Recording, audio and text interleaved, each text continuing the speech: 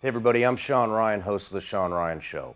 I'm hosting a live event here in Nashville, Tennessee with the #1 ranked wealth strategist in the country, according to Forbes, Rob Luna. You can sign up for tickets at BULLETPROOFLive.com. Here is a quick preview on some of the topics we'll be discussing. Events October 14th. See you there.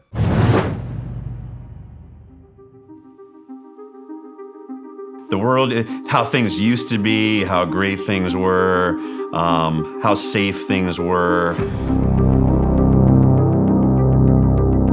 We're at a point in time right now, everything that we thought were the rules, what could happen or couldn't happen, was turned on its head.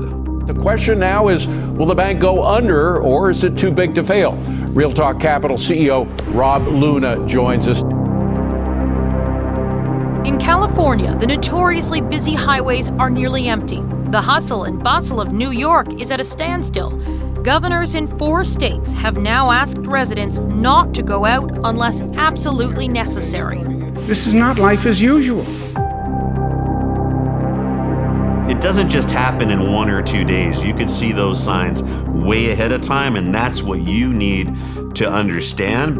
What do you do if you wake up and your bank's gone, it's closed down, you go to get your money out, you can't get your money out of there? What are the things you should do?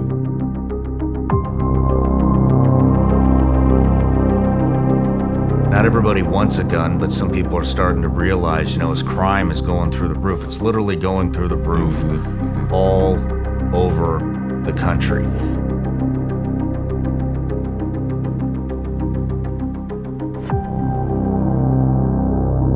And the cops aren't coming to save you, and people just want, something to just protect themselves. They're not looking to be a special operator or jump into Baghdad. They just want to be able to protect their family and church. The financial institutions, that is a big worry. And this started, as you remember, not too long ago with Silicon Valley Bank, and I think it started to spread from there. What everyone started looking at then was the amount of deposits that were uninsured. In terms of, since I've been an adult, there's more uncertainty on the financial side, political side than ever before. And if you look at Congress, that's just continuing to disperse to the right and the left, and I don't think that's going to change anytime soon.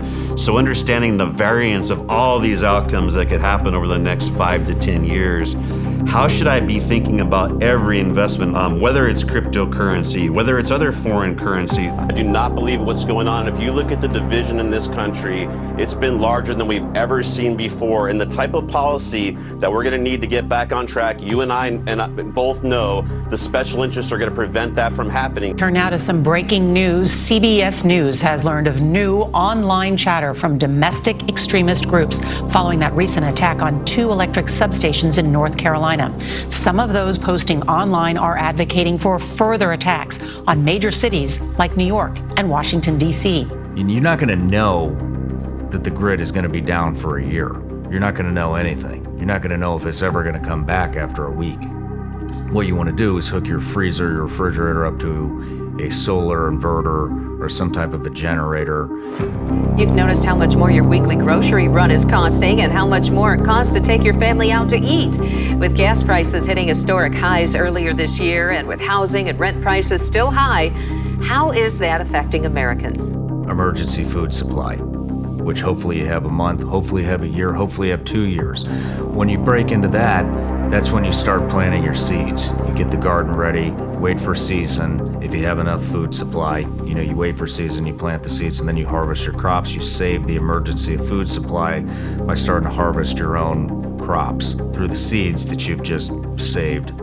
And I started in my business as a risk analyst, always looking at what could possibly go wrong. Before COVID, I didn't think anything could happen. I had my head in the sand. I'm going to build my business. I'm going to make money. I'm not worried about any of those things. And then it just really started to change because we saw how rapidly things deteriorated.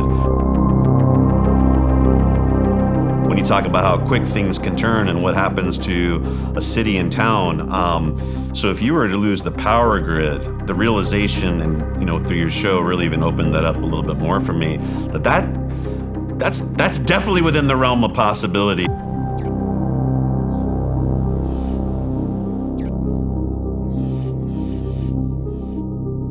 I am tired of watching people that I'm close to, my friends, my family, and really the entire nation just live in fear because they don't know how to combat what's happening in the country right now. And that's what I want to do with Bulletproof Live.